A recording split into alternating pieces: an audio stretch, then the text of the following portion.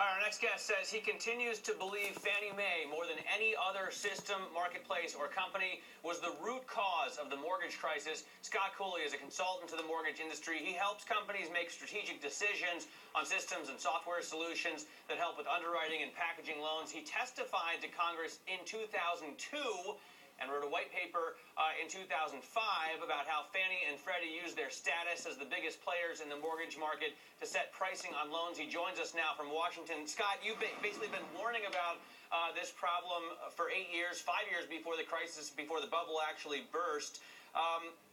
Is it still dramatic? Is it still astonishing to you, some of the testimony you've seen in the last 3 days, even though you've sort of been on the inside here all along?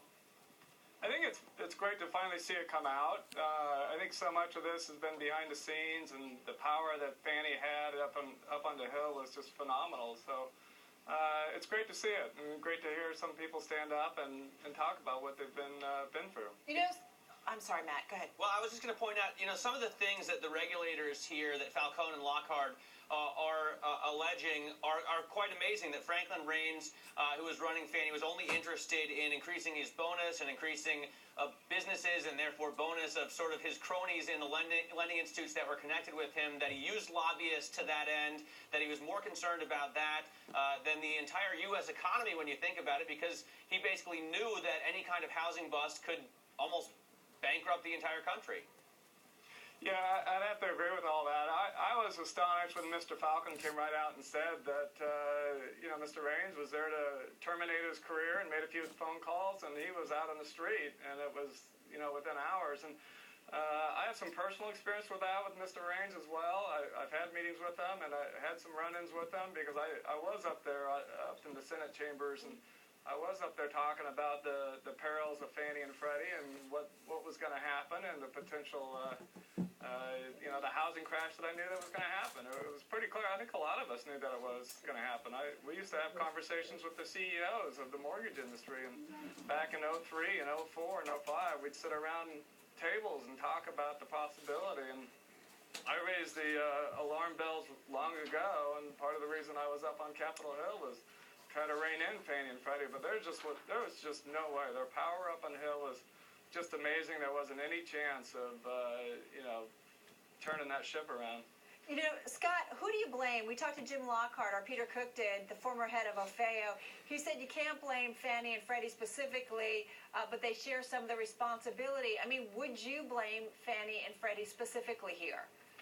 I would. I think it is a confluence of factors. I think there's some other things, and we kind of have it a perfect storm. But there's one thing that's clear to me is that Fannie Mae, more than anybody else, had the ability to make the change that would have prevented the crisis. If they would have stayed with the traditional underwriting guidelines they had used for 40 years and never went to the automated underwriting systems and then started making changes every single year, loosening those standards, and as the housing values went up, they just kept loosening more and more, and every year it just got worse and worse. And that's the thing. You got to look at that and say, at some point, you're doing loans that shouldn't be done. And they should have saw that in 01, they should have saw it in 02, but they couldn't do it. And Frank Raines, he had a lot of monetary motivation there. And you could say, Scott, you could say that he was driven by his bonus, but, as Carol points out, a lot of politicians up on the Hill wanted those lending standards lowered so that more and more people could buy houses. I mean, you've got the Community Reinvestment Act, Barney Frank, George Bush, people from both sides of the aisle behind this. Don't they share a lot of the blame? I don't completely agree with that because, Congress never told Fannie Mae to loosen the standards. What they did say is they said, we want more consumers, we want more people in homes. And that's a good political thing. And did they put too much pressure on Fannie and Freddie? Yes, I would say they absolutely put too much pressure. Scott, politics in Washington, it can be a funny thing, and there's pressure, and then there's pressure, and then there's midterm elections. We got 20 seconds left here, so I mean, do the lawmakers, you know how it works.